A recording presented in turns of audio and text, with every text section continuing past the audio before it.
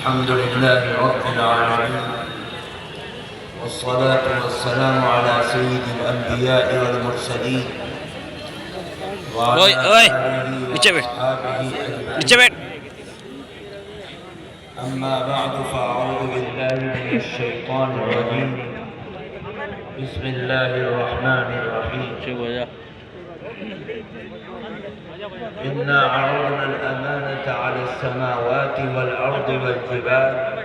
فأبين أن يحملنها وأشفقن منها وحملها الإنسان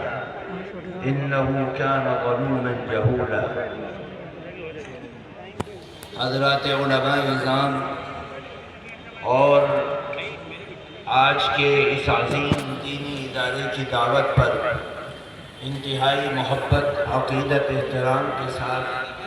جمع ہونے والے نوجوان، بزرگ، پیارے بچے، بچیاں، پردہ نشین خواتین، آپ حضرات مسلسل کئی گھنٹوں سے اپنے اس قدیم دینی ادارے کی دعوت پر یہاں حاضر ہیں اور ہمارے جانے پہچانے، انجانے بیگانے، اپنے اور پرائے بہت سے بچوں نے اور علماء نے آپ کے اس اسٹیج سے بہت اہم گفتگو آپ کے سامنے رکھی ہے. اللہ تعالیٰ ان باتوں پر ہم سب کے لیے عمل کو آسان فرمائے. ٹائم بہت زیادہ ہو گیا ہے اور بہت لمبی گفتگو کرنا یہ ضروری نہیں ہے. اصل چیز یہ ہے کہ ہم کچھ مختصر ایسی باتیں جو ہمارے لیے بحیثیت ایک مسلمان ہونے کے کام آئیں اور اللہ تعالیٰ اس کی برکت سے ہماری نسلوں کے اندر دین اور علم کو اجاگر فرمائے. اللہ تعالیٰ ہر طرح کے شرور و فتن سے اور زمانے کے مسائل اور آلام اور فتنوں سے ہم سب کی حفاظت فرمائے. میرے بزرگوں، دوستوں، آپ حضرات یہ جانتے ہیں کہ ان مدارس کا وجود ہمارے اس ملک کے اندر جو ایک نئے انداز سے پیش کیا گیا، یہ ایک عظیم مقصد کے تحت تھا. ہم نے پہلے زمانوں میں دیکھا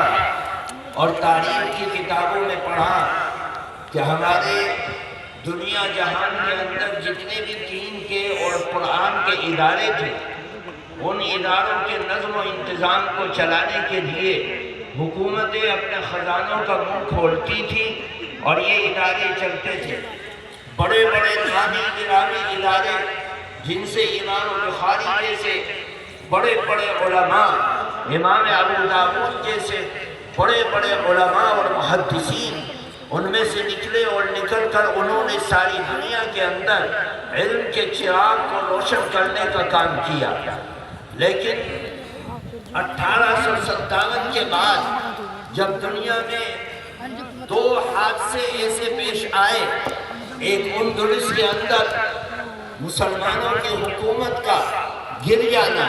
اور وہاں ایک ایسا ملک جس ملک کے اندر 800 سال تک ملا تھا، اس عظیم ملک کے اندر جب اسلام کی مملکت ختم ہوئی اور اس کے اندر اسلامی حکومت کا جنازہ نکل گیا تو اللہ تعالیٰ کا ایسا کرشمہ آیا کہ کوئی اذان دینے والا بھی اس ملک کے اندر نہیں تھا اور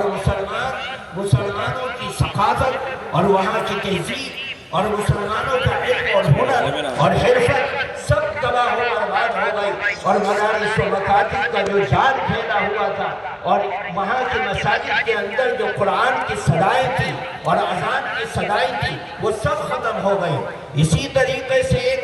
مملکت ہندوستان کے اندر تھی. ہندوستان کے اندر 900 سال سے زیادہ اسلام کا جھنڈا لہرایا اور بڑے بڑے علماء اور اکابر اس سرزمین پر پیدا ہوئے اور انہیں قرآن کے چرچے کو عام کیا، اسلام کی تہذیب و ثقافت کو پھیلایا. لیکن جب مملکت کے اندر انگریز کا تسلط ہوا، اس نے مدارس کی اینٹ سے اینٹ بجا دی، مکاتب کو تباہ و برباد کر دیا، اسلام کی بے خونی کر دی، علماء کے جنازوں کو دفنانے والے ختم ہو گئے اور ان کے مسائل کو بتلانے والے ختم ہو گئے، قرآن کے اولاد کو جلا دیا گیا، قرآن کی تہذیب کو کھرچ کر پھینک دیا گیا اور اسلام کے نظام کو تباہ و برباد کر دیا گیا۔ میرے دوستو، ان دو مملکتوں کے ختم ہونے کے بعد جب مکاتب و مدارس کا جنازہ نکل گیا اور اسلام کو نقصان پہنچنے لگا تو ہمارے اکابرین نے ایک ایسا سسٹم بنایا جس کے ذریعے سے بادشاہ آئے یا چلا جائے، مملکت آئے یا چلا جائے، اسلام کا جھنڈا لہرائے یا نہ لہرائے، مسلمان اگر کسی ملک کے اندر، کسی خطے میں، جزیرے میں، پہاڑوں میں، دروں میں، بیابانوں میں، جنگلوں میں، جہاں جہاں بھی 4 مسلمان ہوں گے وہ اپنے قرآن کو زندہ رکھیں گے، اسلام کو زندہ رکھیں گے، اذان کو زندہ رکھیں گے، مسجد کو زندہ رکھیں گے، تعلیم و ثقافت کو زندہ رکھیں گے، نبی کی سنت کو زندہ رکھیں گے، نبی کے کردار کو زندہ رکھیں گے، نبی کی ناموس کو زندہ رکھیں گے، اسلام کی ثقافت کو زندہ رکھیں گے۔ انہوں نے کہا اے لوگوں، بادشاہ آتے ہیں، ان کے خزانوں کو لوٹ لیا جاتا ہے، ان خزانوں سے چلنے والے مکاتب تباہ ہو جاتے ہیں، مدارس کی درسگاہیں سونی پڑ جاتی ہیں۔ آؤ ایسے ملک کے اندر، ملک کسی کا بھی ہو، نظام کسی کا بھی ہو، قانون کسی کا بھی ہو، دستور کسی کا بھی ہو، تعلیم کسی کی بھی ہو، لیکن مسلمان اپنے پیسے سے، اپنی حلال کمائی سے مزدوری کر کے، محنت کرنے والا محنت کر کے، جفا کشی کرنے والا جفا کشی کر کے، ہل چلانے والا ہل چلا کر، جس طریقے سے بھی کوئی اپنے گھر کے اندر 10 روپے لے کر آ رہا ہے، وہ 1 روپیہ بچا کر اپنے قرآن کی درسگاہ کے حوالے کرے گا تاکہ ہمارے بچے قرآن کے قاری بنے، قرآن کے عالم بنے، قرآن کے سمجھنے والے بنے، قرآن کے مفسر بنے، نبی کے حدیث کے محدث بنے، قرآن و حدیث کے فقیہ بنے، اور مملکت کسی کی بھی ہو لیکن مسلمان اپنے پیسے سے ان مدارس و مکاتب کو چلائے گا اور قرآن کی حفاظت کرے گا۔ آج مولانا قاسم نانوتوی رحمت اللہ علیہ کی اس سوچ پر یورپ کی گلیوں میں، لندن کے کلیساؤں میں اور برف پوش پہاڑیوں پر، جنگلوں میں، چوکوں پر، چوراہوں پر، جزیروں میں، جہاں تصور نہیں کیا جا سکتا کہ یہاں پر اسلام کا جھنڈا لہرانے والا کوئی ایک زندہ ہوگا، لیکن قرآن وہاں زندہ ہے، قرآن کی تعلیم وہاں زندہ ہے، اسلام وہاں زندہ ہے، اسلام کا پڑھانے والا زندہ ہے، اسلام کے مسائل کو بتلانے والا زندہ ہے، اسلام کی تبلیغ کرنے والا زندہ ہے، اسلام کی تعلیم دینے والا زندہ ہے۔ میرے دوستو، وہ فلسفہ ہمارے ان اکابرین کا تھا جس کا نمونہ آج ان قدیم دینی اداروں میں دکھائی دیتا ہے۔ ایک پیسہ سرکار سے نہیں آتا، مزدوری کرنے والے مزدوری کر کے دیتے ہیں اور ان اداروں کو بناتے ہیں، ان کی حفاظت کرتے ہیں، ان کو سنبھالتے ہیں، ان کی پرورش کرتے ہیں، ان کو چمکاتے ہیں اور ان میں اپنے بچوں کو بھیج کر آبادی کا کام کرتے ہیں اور اپنے علم کو،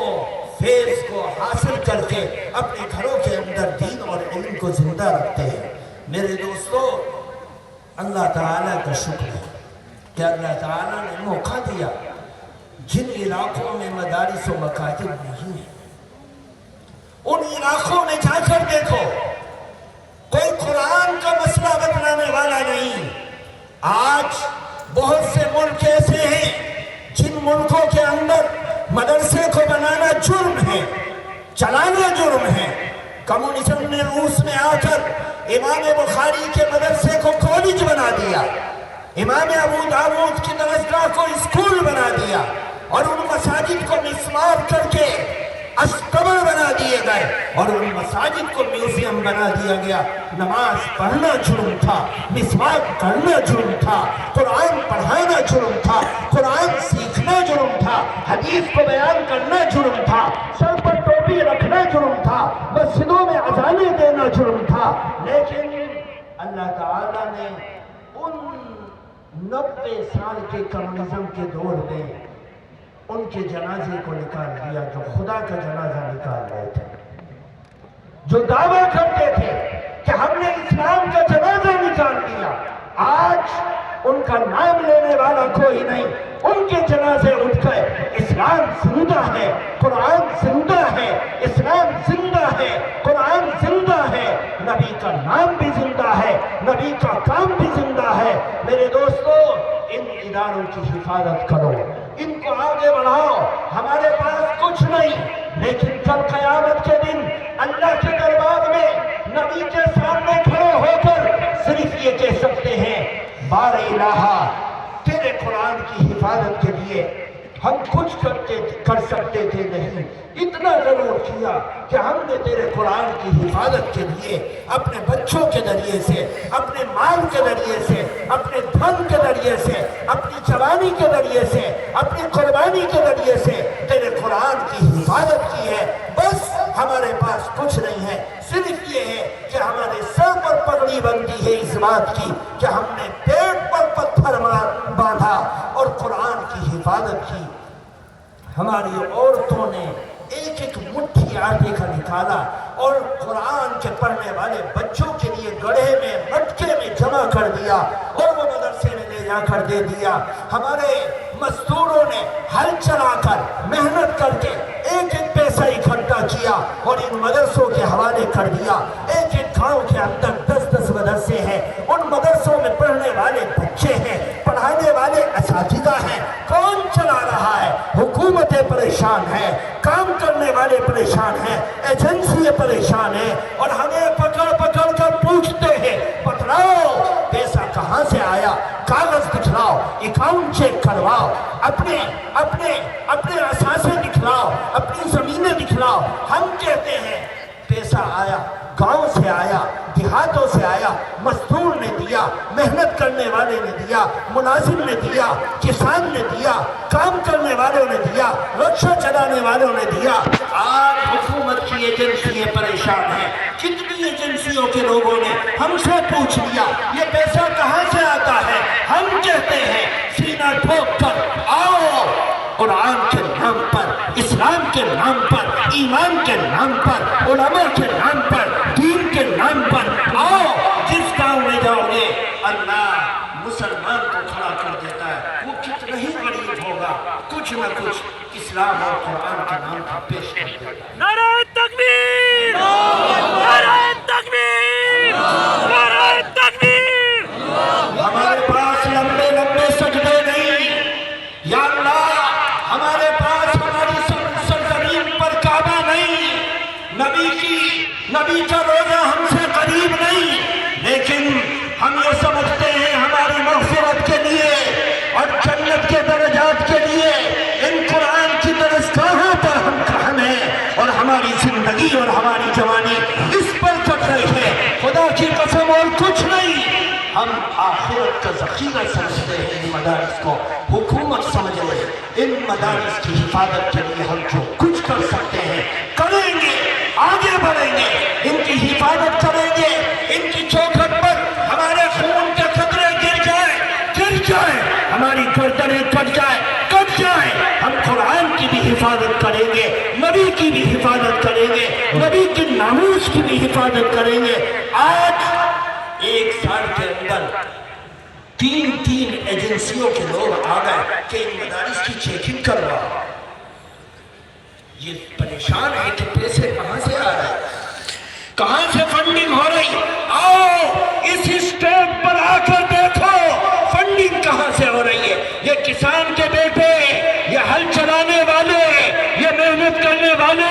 یہ مزدوری کرنے والے قرآن کی حفاظت کے لیے اپنے دھن کو، دولت کو پیش کر رہے ہیں، اور ہر مدرسے کے اندر یہی آتا ہے، یہی ہوتا ہے۔ اللہ تعالیٰ کہنے سننے سے زیادہ ہم سب کو عمل کی توفیق عطا فرمائے، اور ان مدارس و مکاتب کی حفاظت کے لیے اپنی جان، اپنے مال، اپنی عزت، اپنی آبرو، اپنی اولاد سب کچھ لگانے اور کھپانے کی توفیق عطا فرمائے۔ سبحان اللہ و بحمدہ، سبحان اللہ۔ ہم درخواست کرتے ہیں کہ حضرت اپنی مستجاب دعا پر اس پروگرام کا اختتام فرمائیں۔ میں حضرت صوفی معین الدین صاحب سے